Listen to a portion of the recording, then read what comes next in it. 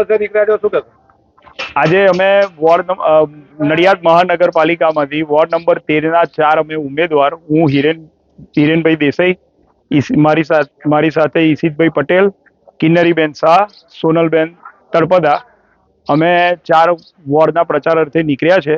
અત્યારે છેલ્લા ઘણા વર્ષોથી ભારતીય જનતા પાર્ટીની સરકાર નડિયાદમાં ઉપર નીચે મહાનગરમાં બધે રહી છે.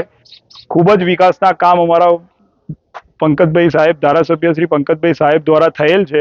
તો અમને અત્યારે હાલ જેટલી જગ્યાએ પ્રચારમાં જઈએ છે તે જગ્યાએ દરેક જગ્યાએ સારો રિસ્પોન્સ મળી રહ્યો છે. જેટલી પણ સોસાયટીમાં જઈએ, મોટા ફ્લેટમાં જઈએ કે પછી પરામાં જઈએ કે ગમે ત્યાં જઈએ, તો અમને ફૂલ રિસ્પોન્સ મળી રહ્યો છે. અને ભારતીય જનતા પાર્ટીને અમે અપીલ એ લોકોની સાથે કરીએ છીએ કે ભાઈ અમને જંગી બહુમતીથી અમારી પેનલને જીતાડવા વિનંતી છે. 4 ઉમેદવારો તમે પ્રચાર અર્થે નીકળ્યા, શું કહેશો? મારું નામ ઈશિત જગદીશભાઈ પટેલ, વોર્ડ નંબર 13ના ઉમેદવાર. ભારતીય જનતા પાર્ટીએ અમને વોર્ડ નંબર 13ના 4 ઉમેદવારનું મેન્ડેટ આપ્યું છે. મારી જોડે મારા સાથીદાર હિરેનભાઈ ભટાભાઈ, સોનલબેન, કિન્નરીબેન શાહ, અમે 4 જણ વોર્ડ નંબર 13માં પ્રચાર અર્થે નીકળ્યા છે.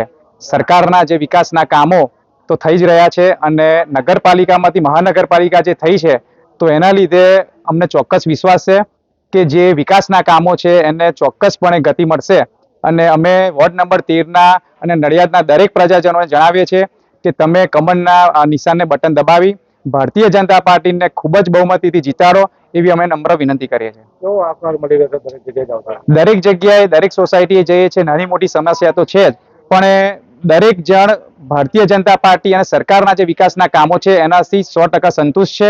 જે નાના મોટા કામો રહ્યા છે એ હવે નગરપાલિકામાંથી મહાનગરપાલિકા જે થવાની છે એનો અવિરતપણે ચોક્કસપણે હું વિશ્વાસ આપું છું કે વિકાસના કામો જે બાકી છે એ ટૂંક સમયમાં પૂરા થશે. મતદારોને શું અપીલ કરો? મતદારને અપીલ કરીએ છીએ કે ભારતીય જનતા પાર્ટીના જે 13 વોર્ડના જે 52 ઉમેદવારો છે અને 52 ને કમળનું બટન દબાવી જંગી બહુમતીથી જીતાડે. My school is one such future-ready school where I understand each and every concept taught in the class and don't rote learn, where teachers don't just use books and blackboard to teach but use new ways of teaching and learning like audiovisual learning, activity-based learning and group activities which enhances my conceptual understanding. My school also teaches coding, which is an important 21st century skill. Not just that, I get an opportunity to showcase my skill on a national platform.